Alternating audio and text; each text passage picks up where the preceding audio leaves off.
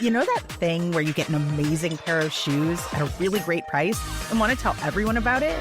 Yeah, so do we. Here at Designer Shoe Warehouse, we'll give you something to brag about, like the latest styles from brands you love, or the trends everyone's obsessing over, or shoes that make you feel like, well, you.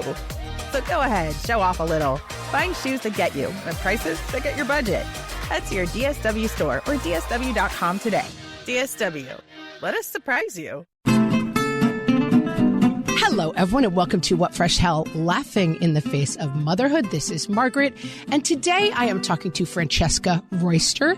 She is the author of a new memoir, Choosing Family, a memoir of queer motherhood and Black resistance. Her other books include Black Country Music, Listening for Revolutions, Sounding Like a No-No, Queer Sounds and Eccentric Arts in the Post-Soul Era, and Becoming Cleopatra, the Shifting Image of an Icon. She teaches English at DePaul University in Chicago. Welcome, Francesca. Thank you so much, Margaret. I'm so glad to be here. I'm really excited. I really enjoyed this book. So you have this vast range of scholarship behind you where you've written, I'm sure, lectured, taught on all of these different issues. And now you have a memoir on motherhood. So talk to me a little bit about how you got to this place. Yeah, absolutely. I have wanted to write a memoir for a long time before I became a mother and was really interested in writing about my family's history in Chicago. So that was something that I had done little bits and pieces of. I started making a film about Bronzeville and my great-grandmother's house.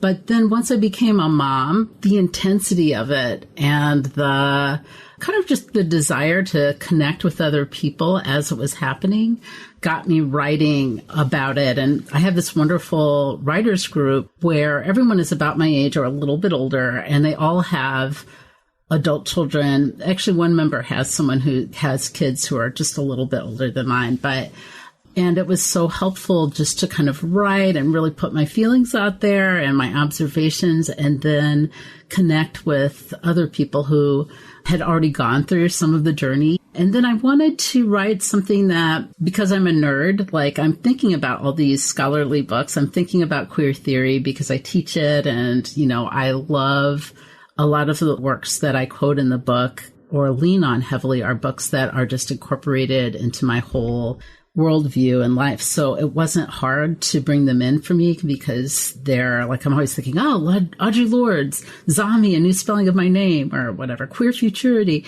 So as I was writing, it was kind of my natural voice to bring in some of these thinkers to kind of frame where I see the ideas connecting. And then when the book was finally done, my editors, my initial agent actually had suggested that I take out those theory quotes and, quotes from Toni Morrison because she was worried that it wouldn't be accessible to a wide audience. And so it's like, sure. Okay. So I took it out. We got a contract with Abrams after a while. And the first thing that the editor suggested was, I really feel like there's some great, big ideas in the book and some queer theory. Do you think you could actually, show us the breadcrumbs of, where these ideas might be coming from? And you're thinking, yes, I have a whole draft of it right here. For those of you who do not write professionally, welcome to a glimpse into what it's like to be a writer. I mean, I was a television writer, a comedy writer, and this is what happens. Take this out. Put it in. Where is it? I miss it. It's too much. Take it out. Exactly. So, yeah, and, teaching these works like the theory at DePaul, which is, mostly undergraduate, though I do have some graduate students.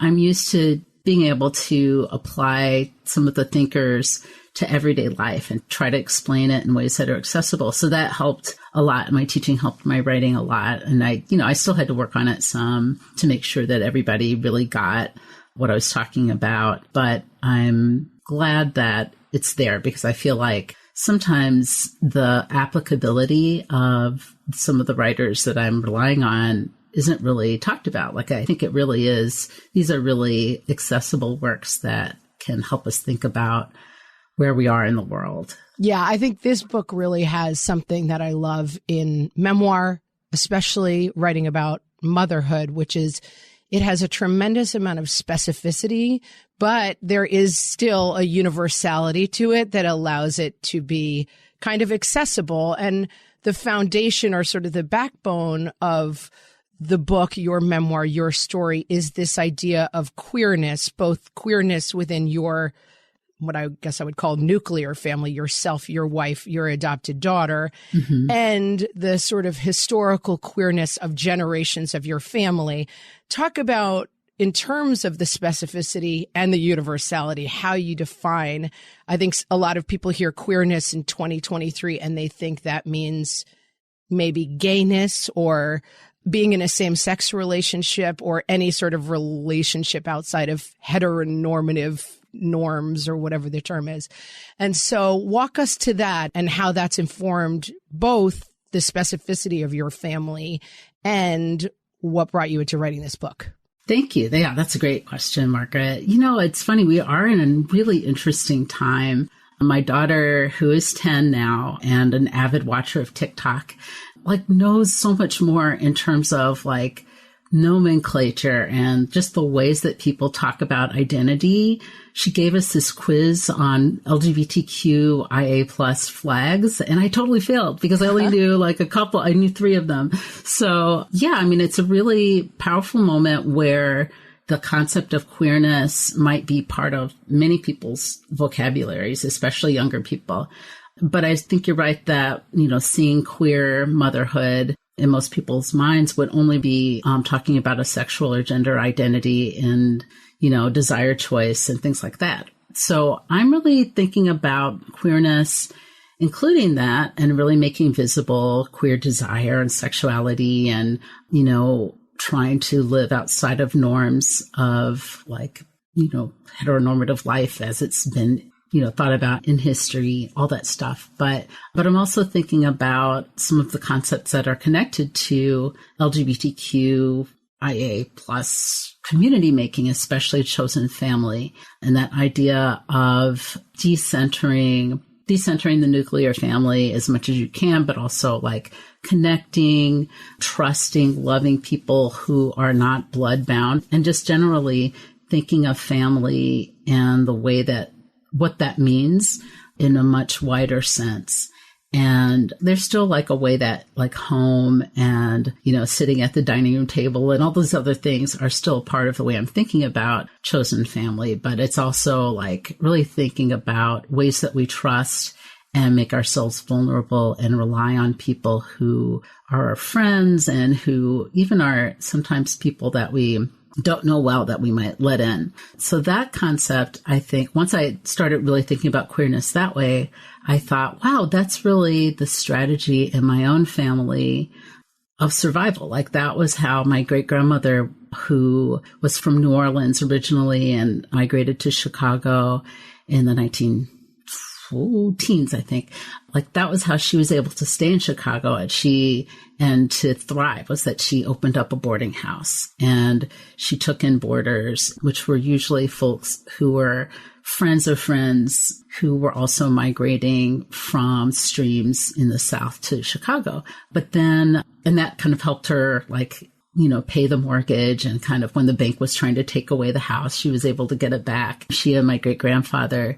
And it also became a place, a meeting place. She would have her women's club meetings there.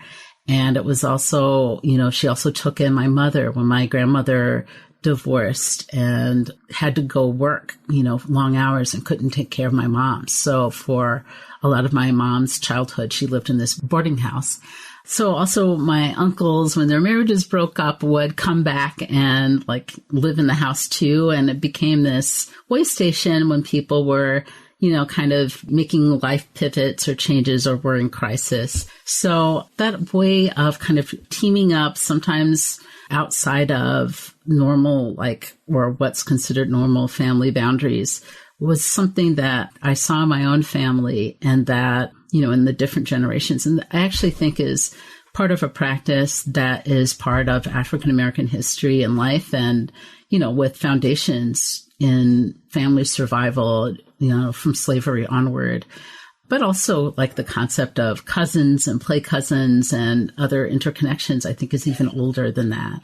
But often this is an idea that is seen as a problem, like it's seen as outside of the norm, or it's seen as excessive, or a sign that, the Black family is in trouble. So part of my desire in thinking about Black families as queer, which is really kind of embracing queerness as, a resistant spirit that is also, a positive in my view, and to kind of reclaim these ways of surviving and loving, and like really seeing it as a way to create a world of love, no matter what else is going on, outside of your family and outside of, in terms of structures of racism or in terms of poverty and these things. It's a tool and a way to connect.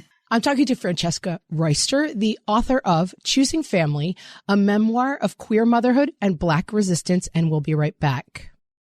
Hellions, it's time for some spring cleaning, and I don't just mean the coat closets. Doing your financial spring cleaning can actually be super easy when you let Monarch do your financial spring cleaning for you. One dashboard that gets your entire financial life organized. No more clutter, no more mess, no more logins scattered everywhere, just accounts, investments, property, and more, all in one place. Get your first year of Monarch for half off, just $50 with promo code FRESH. Monarch allows you to look not only at what you've already spent, but also to plan for the future. With Monarch, you can set savings goals, plan for big purchases, and notice spending trends before they become a problem. I can generate cash flow reports that show me what we spent this quarter, this month, what we're probably going to spend next month, and feel prepared, organized, and knowing how to plan for the future. No more surprises and a lot more clarity. Try Monarch. Use code FRESH at monarch.com to get your first year half off at just $50. That's 50% off your first year at monarch.com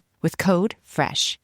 My favorite skincare products actually feel more like self-care, like they're so nice to put on and they smell so good that I'm actually happy when I get to that part of my day.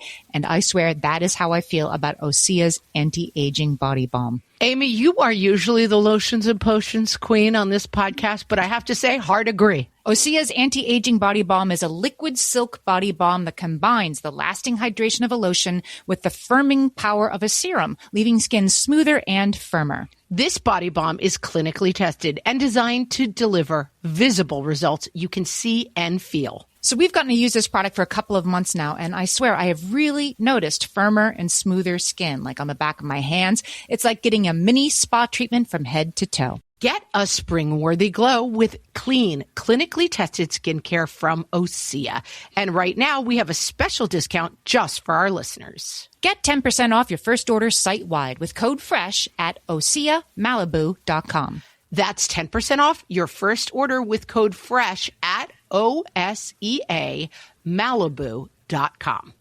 So, Francesca, before the break, we were talking about the boarding house that your great-grandmother ran and this idea of coming together as family. And I'm going to read this quote from your book. To me, Seeley's house reflected the spirit of queer family in the fluid shape of its membership and the permeability of its borders, stretching always in the face of political and economic troubles as well as troubles of the heart.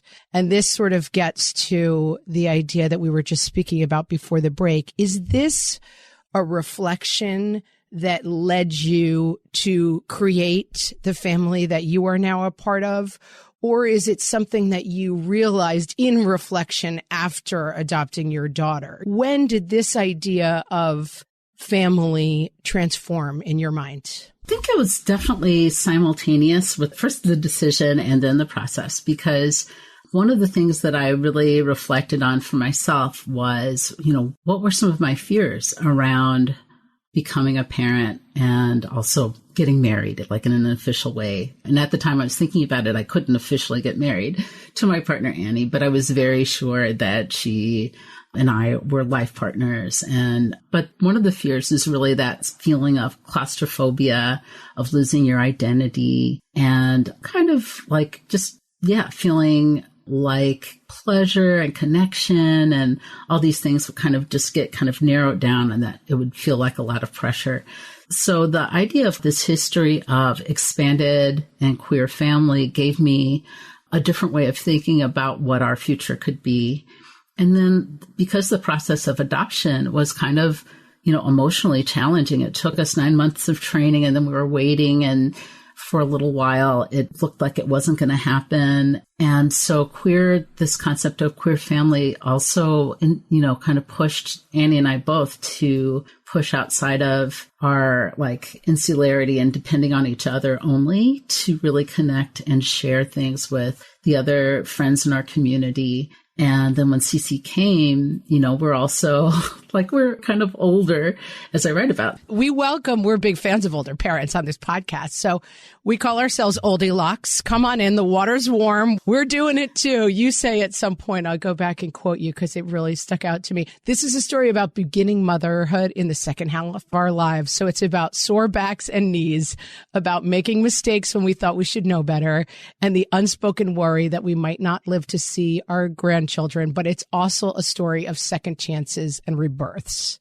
And it really resonated with me, feeling both of those things and all of those things and also the journey to feeling like we are moving into a realm, motherhood, kind of capital M, that everybody is doing in this sort of televised 1950s white-centric way that may not accept us, but that will we accept ourselves in this new role is another part of it. And I feel like you capture both of those things, that looking for the acceptance in this new space, but also will I be able to recognize myself within this structure that doesn't seem to fit my concept of myself? Absolutely. I mean, can be a very all-consuming role. And, I feel like you're right that there's this feeling of an audience and also just a historical precedent of what being a good mother is supposed to be. So, yeah, how do you find balance? I was listening to your earlier podcast with the great doctor who wrote a book on, or has a podcast on, balance and motherhood.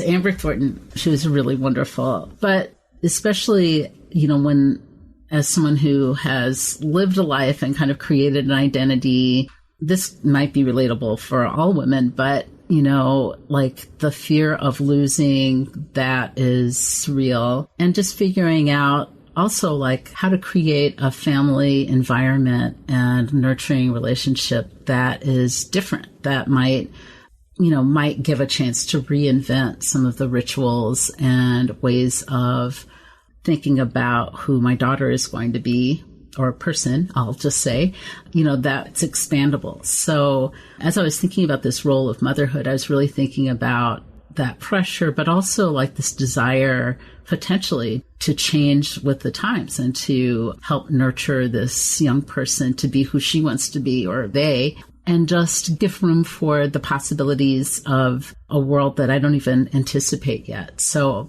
I think Annie and I were both really invested in thinking about motherhood in new ways. And for a long time, Annie actually didn't want to be called mom. She was trying to come up with something else, but we sort of let Cece take the lead. And so we're Mama Annie and Mama Franny. So that's where we are. Sometimes we're just Annie and Franny. There's a really interesting, thought-provoking sort of theme of choice and non-choice in your journey to motherhood. You talk about the adoption process, this 9 months of training, and that friends are saying to you, I think everyone should do this. I mean, so many people become parents by surprise or through tremendous amount of plannings, and you arrive at this different place. And what role do you feel like the amount of choice that went into your journey to motherhood, how is it reflected in the book and how you talk about, this process of becoming a mom? Yeah, thank you. Well, just the process of making a decision, setting intentions, reflecting on the past, that is all a kind of psychic process that we were really privileged to have. And I think that lots of parents might ask some of those deeper questions, but you might have to wait until, your kid is a teenager, or, whenever there's breathing room. There's never really breathing room, once you're a parent, you're in it. But so I do think that was a really important part of what we were doing. And I think the pace of becoming a parent had this kind of hurry up and then slow down quality, where we were rushing, a lot to set things up, buying a house. We eventually got civil unionized because we still couldn't get married yet. But we were instructed that it's important to have everything in place legally in terms of our connection and our household. So, all of those things are things that I feel like we had choice because we were middle class and because we had an idea and kind of acted on it versus like waking up and going, oh, shit, what do I do? So I do think that that's an aspect there. But, adoption is also like reckoning with the limited choices of, the other half of the equation, which is the birth family and their solutions. And we kind of chose the adoption agency that really focused on open adoption because we're really aware of, just from our reading, but also from friends who had chosen adoption plans for their kids, like just thinking about what it feels like and the ways that sometimes also like it's the state taking away your child depending on what situation you're in. And we wanted to, as much as possible, to have space to acknowledge that loss of that family and that maybe this is a choice among unpleasant choices, which I absolutely think is true. And like maybe the hardest part of that is really helping Cece to understand that too, that she is both a child who has been adopted by two women who were very, very committed to the process of having her and are joyous and really a whole community that's ecstatic that she's around. But she's also part of a birth family that, who we want to have in our lives, but also isn't in our lives right now.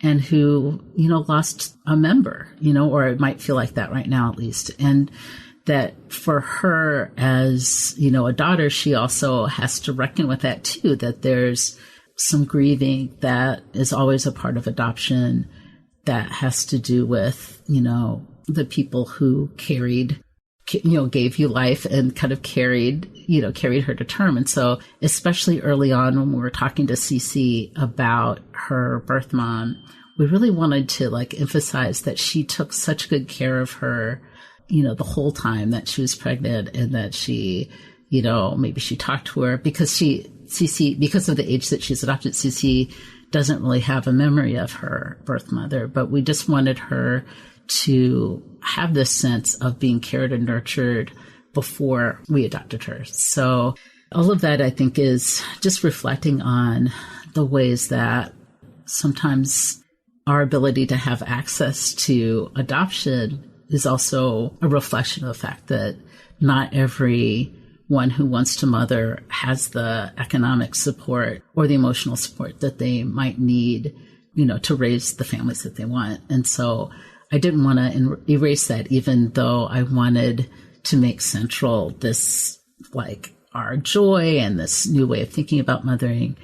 I do also believe that it is important for folks who choose adoption to know that, that is a caring act and that it's often not framed that way in our culture. It's often framed in the language of abandonment. But I think that this was a really selfless act on the behalf of Cece's mom to think about her future and to, think about her own limits. And even though, again, I feel like it's a choice among bad choices sometimes, or choices that one wouldn't want to take, just a difficult set of choices, I do have faith that it was a good decision. And I really hope that we someday, or Cece someday, can have a relationship with her, in whatever terms are going to work for her. But we're talking to Francesca Royster, who is the author of the new memoir, Choosing Family, a memoir of queer motherhood and Black resistance. And we'll be right back. All my kids learned to swim when they were little. It was super important to me that they be confident and safe in the water. There was only one problem with that: taking them to swim lessons. I mean, the pools were freezing. There were always cranky adults doing laps right there. And it was definitely not, for any of us, what you would call fun. Amy, heard. But now there's Goldfish Swim School. Goldfish takes a really thoughtful approach to swim lessons, combining research-based teaching with a warm, kid-friendly environment that actually helps kids thrive in the water. Every detail at Goldfish is thoughtfully designed to create a golden experience, from shiver-free, warm indoor pools to comfy waiting areas for parents to professionally trained lifeguards on deck. Goldfish uses an approach called the science of swim play, which combines guided play with proven teaching techniques to help kids learn to swim, build water safety skills, and gain confidence, all at their own pace. Lessons are designed to meet kids exactly where they're at. If you've been thinking about swim lessons or just wondering where to start, this is a great opportunity. Right now, Goldfish Swim School is offering a waived membership plus your child's first lesson free at participating locations. Just visit goldfishswimschool.com/free to find a location near you and enroll using promo code FREE. That's goldfishswimschool.com/free, promo code FREE. Amy, let me tell you about a magical place that is so exactly designed to be enclosed space, year-round fun for the whole family that I bet you already know what I'm going to say before I even say the name. Let's say it together on 3. 1, 2, 3. Great Wolf Lodge. You got it, Amy. My kids loved Great Wolf Lodge when we went. You probably already know that it has a huge indoor water park with a wave pool, lazy river, a bunch of massive water slides. But then your pack can hit the other attractions because wait, there's more. Great Wolf Lodge has adventure-packed attractions like Magi Quest, a live-action game kids can play throughout the lodge, plus the Northern Lights Arcade. Spent some quality time there, so your kid who loves the lazy river and your kid who loves fantasy games will both have a great time. Great Wolf Lodge also offers great dining options and complimentary daily events like nightly dance parties, all under one roof. Unpack the car once and you're settled in to have fun. And with 22 lodges across the country, you're always a short drive away from adventure. We've both had such great times at Great Wolf Lodge, so bring your pack together at a lodge near you. Learn more at greatwolf.com and strengthen the pack. So before the break, we were talking a little bit about the concept of joy. I wanted to quote from the book where you quote Black queer scholar and activist Lamar Jarrell Bruce, who writes, "For far too long, I regarded joy and peace of mind as glinting treasures propped on some distant and potentially ever receding horizon toward which I dutifully march or trudge with no assurance of arrival. Now, rather than prop joy on some remote mountain cliff, I find and snatch it where I tread. I cram it in my pockets, fill my mouth with it, cradle it in my arms, wrap it around my shoulders, secrete it in my sweat, carry it with me. It's surprisingly light stuff." I wrote this quote down and I have it on my wall. You're speaking about it in this section of the book, specifically as an African-American woman. Can you talk a little bit about this section of your book and what led you to include this beautiful quote? Thank you. I love that quote too. I have it right there. We have it on our 2 desks. I think that there's something very political about embracing joy as an African-American person and as a queer person. And some of that joy is attached to also watching, taking into account and like taking in suffering, at the same time, and violence. But I think giving space to joy is something that was a narrative that I had to reach a little bit further back to find, because there is a way that in that, like making a way out of no way kind of sense of struggle of, my grandparents, my parents, my great-grandparents. Sometimes the fact of the struggle can overtake the commitment to joy. So when I was writing about them and really remembering them and thinking about what I wanted in a family, I really tried to remember some of those joyful moments and to think about the deliberate choices that were about pleasure and about food and connection. My grandmother, who was a janitor and worked incredibly hard and raised like 6 kids with not a lot of money, loved like baking experimental foods and like watching Julia Child and attempting some of her recipes. She loved like crocheting things. And I remember once she made us a poncho out of, my sister and I, ponchos out of those plastic 6-pack holders. I was like, this is very scratchy, but it's really cool. And she had like colorful yarn kind of everywhere. So I think that joy is something that is often denied, and it's connected to, the dehumanizing structures in our society. And so it really, it doesn't take necessarily money and privilege to embrace joy, because I think that I can see in my kind of family that struggled the most these moments of connection and joy. But for me, in our household, it's really about, taking pleasure and taking time in our everyday realities. Like, my daughter loves animals, and we have currently 2 dogs, 2 frogs, and a fish. And we help her take care of them. And they're just like a really important place to quiet down and connect. Or we go visit friends. Like, we do pop calls sometimes on Saturday to visit friends and hang out on the porch if it's not really cold, which it is right now. Or, just thinking about ways that we can take our time to connect with the people that we love on an everyday basis, and to also create for the future. I find writing is my way also of embracing joy, because writing with a faith that there are people who are going to be nodding, and that, maybe there's a way that my writing can change minds, even if it doesn't always resonate with everybody. But it's sort of feeding those good faith acts in that, that the future is possible and Absolutely. That we can shape the future.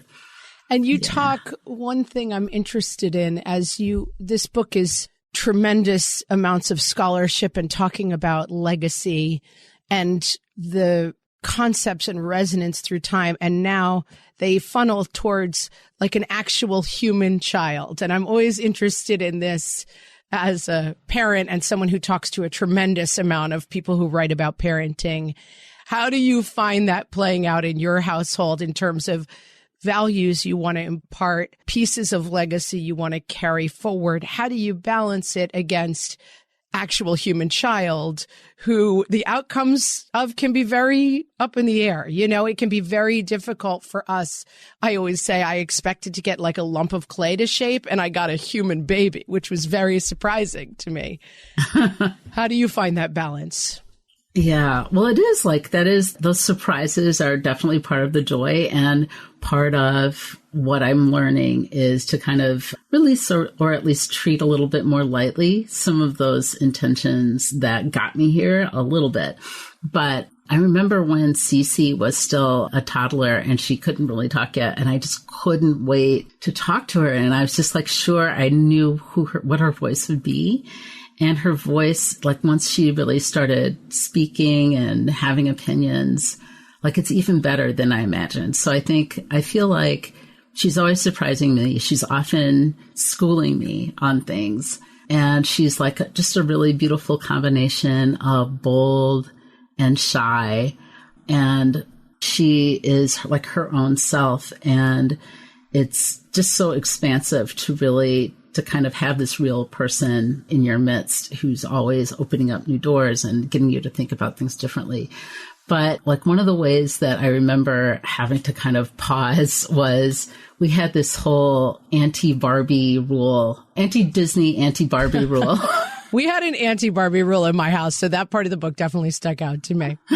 Yeah. And I feel those images of femininity and of whiteness, those were real pressures that Cece felt.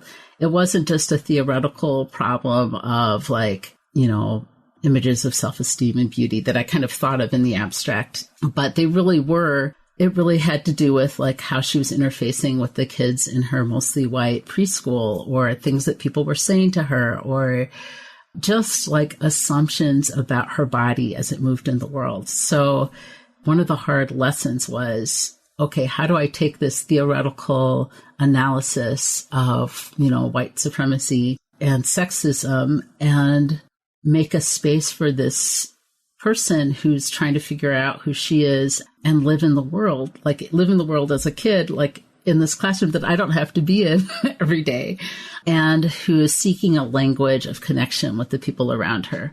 So we definitely kind of told her, we have talked about things that we have trouble with some of the kind of mainstream culture of princesses, or then we just leave it alone. And it's been very hard just to not keep talking and lecturing. And, as a teacher, I have the gift of the lecturer sometimes. So just giving her space to make her own choices in and of itself has been hard. And to share history and share struggle is also, and knowing how much to share is also, kind of an ongoing lesson. Balance. Yeah. Yeah. You finished the book with Audre Lorde, her poem For Each of You.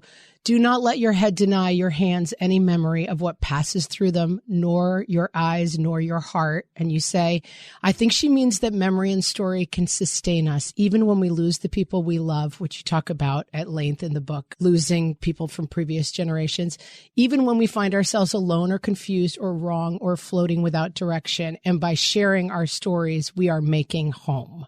Mm-hmm. And it's beautiful. It's sort of just what you were saying, is that you have confidence that by sharing your stories with your daughter, that's the legacy that you're passing on, rather than, but it does take some confidence to say, by sharing the stories, you will understand this legacy, but I can't just stand over you and lecture you 24 hours a day because I know it's really important. Yeah, it is. It's really hard. And, also her stories and her view of things are kind of part of the legacy as well, and really giving her space. I think she's at this point a really great storyteller and writer, but she hates writing things down. And, I'm just of course I want to I've given her 1 million journals, and, I have this vision of, this potential person who could carry on the role of storyteller of the family, but she might do that in her own way. So yeah, it's always a learning process. But I was thinking about one of the chapters that I read about, which is after the Orlando Pulse shootings. We went to a barbecue with one of our chosen family members, really a dear friend, Layla. And I think we were all holding a lot of upset, but we weren't saying it to Cece because she was 4 and we weren't really explaining ourselves. But Cece had this, or has developed this strategy of listening to stories and asking for stories that are hard. And I think she calls them her heard her sick stories. And tell me a heard her sick story. So I think there is a way that she understands the power of stories to look at things that are difficult, but also to remind yourself of the ways that we can get through. So I think sometimes that process of telling stories activates the best part of ourselves and our just general sense of hope and sense of okay, you and I are going to figure this out. And I think she already implicitly understands that, which is, pretty cool. That's fantastic. I really loved this book, Choosing Family, a memoir of queer motherhood and Black resistance. I really, really recommend it. Francesca, tell our listeners where they can find more of your writing and where they can find the book. Thank you. God, that's a good question. Well, they can definitely find the book at the website of Abrams Books, abramsbooks.com. And my writing is available all over the place, like at Bookshop and Powell's and all kinds of places like that. I don't currently have a website, but you can always find me and find connections to my work at the DePaul English website. You can find me on Instagram at Royster Francesca and on Facebook. Awesome. And we will link to all of those places in our show notes, including all of Francesca's writings. And Francesca, thanks so much. This was a great conversation. Thank you so much, Margaret. I really appreciate it too. Thanks.